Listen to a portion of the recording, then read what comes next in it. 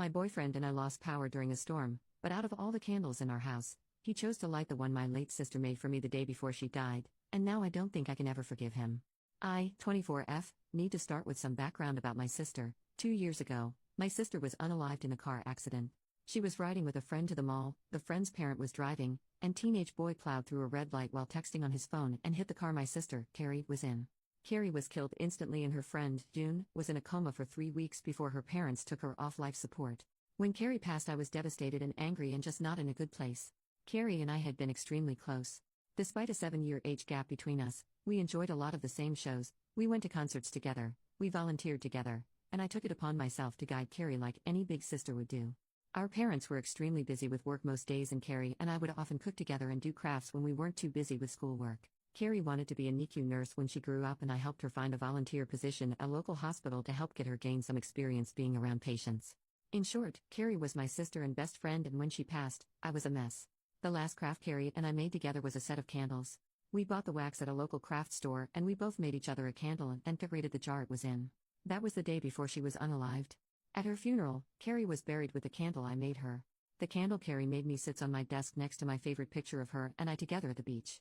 Or it did, until last week. Now some background about my boyfriend, 27M. I met my boyfriend about a year and a half ago, about 6 months after Carrie passed. I wasn't looking for a relationship, I was still grieving my sister's death. But Eugene came along and it was love at first sight. He was extremely supportive, let me cry on him when I needed to, didn't push me into getting over grieving or anything. He was extremely gentleman about everything and very, very patient. After 6 months of seeing each other pretty regularly, we decided to make it official. Eugene came into my life at a very low point and he has always been very respectful of sentiments I keep from my sister. Never asking me to take them down, always giving me space when I needed to cry. Eugene, along with most, if not all, of my friends and family know about Carrie's candle. There was a point after she died where I would take the candle with me everywhere out of fear that someone might light it, or steal it, or who knows what.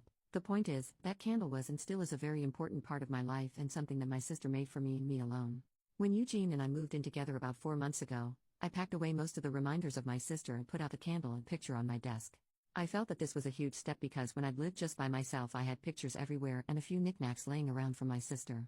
I wanted to make Eugene and I's home our home with just a small part of my sister there. Eugene understood and was very supportive. But now onto the issue. Last week, we had a massive winter storm that knocked out power.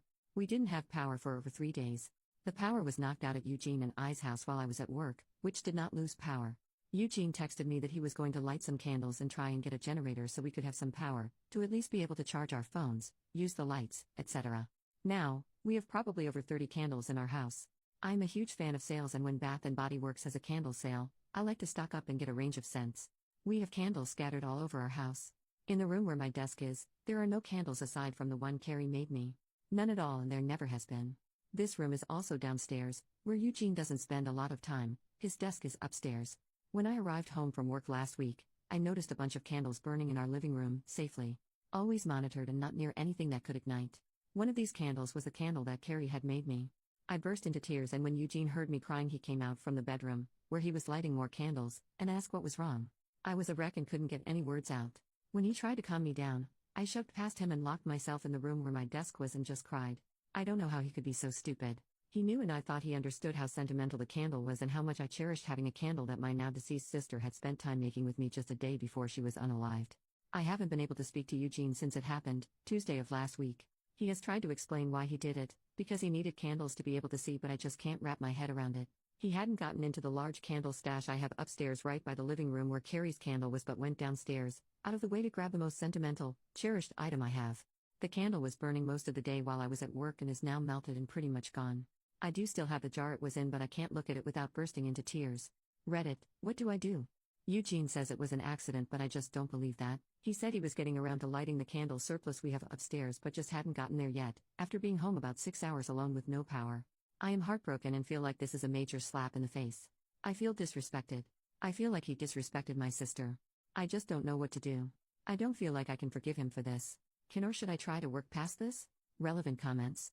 Commenter, I would absolutely end a relationship with someone over this. He must be a complete emotional idiot to think that this candle should be treated like any other.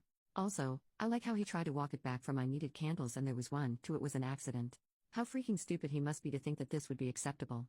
Seriously, end it and don't look back. OP, thank you for your response.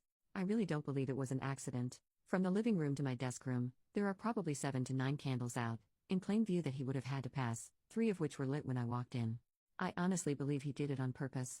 Thank you again for your response. Commenter number 2, this may be the wrong idea and it may not help, but as a sentimental crafter I have a thought. First, I'm so sorry about the candle. From what you said about your boyfriend, I think he just wasn't thinking. It might not even have occurred to him to remember that candles are consumable and the wax would melt completely away. Okay, on to the next step. Maybe a stupid idea. It's so clear that you're still grieving over the loss of your sister. You still have the jar. On her birthday, or the anniversary of her death if that feels right, make a new candle in the jar. Pick her favorite color or something. When you make the candle, pour in all of your love for her along with the wax. Focus on that love when you're pouring. Think of the new candle as containing all of that love. Think of it now as something you made together. She made the vessel, you made the love. Just a thought. Maybe cheesy and stupid. But maybe not? OP, I actually teared up at work reading this. I never thought to make a new candle? I really appreciate the idea and will definitely think about it. She made the vessel, you made the love.